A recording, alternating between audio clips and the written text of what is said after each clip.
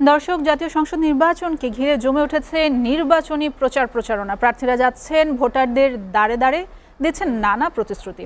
এই মুহূর্তে নোয়াখালীতে আছেন সহকর্মী শাহরিয়ার জামান দীপ, সরাসরি চলে যাচ্ছে সেখানে।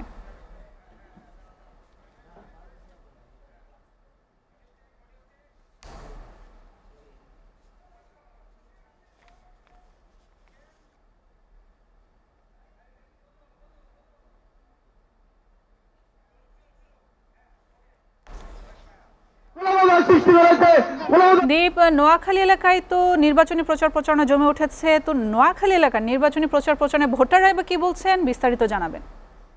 বাংলাদেশ জাতীয়তাবাদী দল বিএনপি, বাংলাদেশ জাতীয় দল ওলামা দল জিন্দাবাদ। সকলকে ধন্যবাদ। জাতীয় সংসদ নির্বাচন করে পুরো আমি ভলান্টিয়ার ভাই সহ তারা এখানে দাঁড়িয়ে আছেন।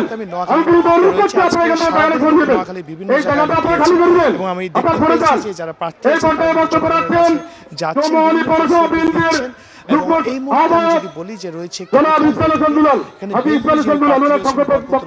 তার একটি উঠান বৈঠক আমি রয়েছে। আমি যেখানে আশেপাশে যারা এলাকাবাসী রয়েছে তারা কিন্তু এখানে এসেছেন এবং কিছুক্ষণের মধ্যেই এসে পৌঁছবে। তার আগে এখানকার যারা স্থানীয় নেতাকর্মীরা রয়েছে তারা বক্তব্য রাখছে। তো আমরা যেটি দেখতে পেয়েছি যে সারাদিন ধরেই প্রার্থী যারা আছেন তারা কিন্তু নির্বাচনী প্রচারণা চালিয়ে যাচ্ছেন। সাধারণ মানুষ যাচ্ছেন, বিভিন্ন প্রতিশ্রুতি তারা দিচ্ছেন। আর সাধারণ মানুষের সাথে আমরা কথা বলেছি, তারা যেটি বলছেন যে তারা আসলে প্রতিশ্রুতি চান না, তারা বাস্তবায়ন চান। দীর্ঘদিন ধরে অনেকেই তাদেরকে নানা ধরনের নানা প্রতিশ্রুতি দিয়ে গেছেন, কিন্তু সেইভাবে কাজগুলো হয়নি। তারা বলছেন যে এবার যারা নির্বাচিত হবে তারা যদি প্রতিশ্রুত যে কাজগুলো করেন তাহলেই আসলে তারা তাদের যে ভোটটি দিবেন সেই ভোটটি সার্থক হবে। এবং আরেকটি বিষয় সাধারণ মানুষ যারা আছে তারা যেটি বলছেন যে তারা চান যে 12 তারিখে যে নির্বাচন আছে সেই নির্বাচনে যাতে তারা ভোট কেন্দ্রে গিয়ে সুষ্ঠুভাবে ভোটটি দিতে পারে, আগের ভোটগুলোর মতো যাতে তাদের ভোট সমস্যা না হয়। যে উঠান বৈঠকটিতে আমরা রয়েছি সেই উঠান বৈঠকটিতে কিন্তু আমরা দেখতে পেয়েছি যেখানে নারী পুরুষ সবাই কিন্তু রয়েছেন এবং এখানকার যারা স্থানীয়রা রয়েছেন তারাও এখানে রয়েছে এবং প্রার্থীর পক্ষে লোকজন রয়েছেন। অল্প কিছুক্ষণের প্রার্থী তিনিও আসবেন।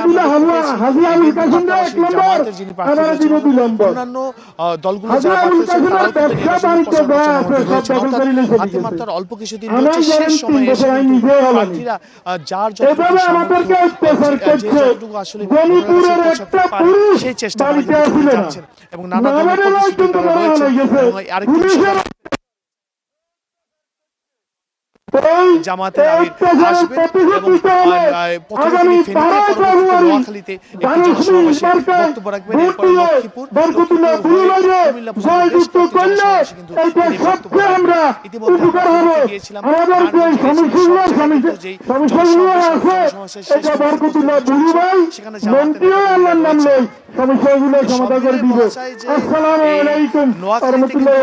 জমে উঠেছে নির্বাচনী প্রচারণা। আমরা ফেনী, সোনাপুর, লক্ষ্মীপুর বিভিন্ন জায়গায় আমরা কিন্তু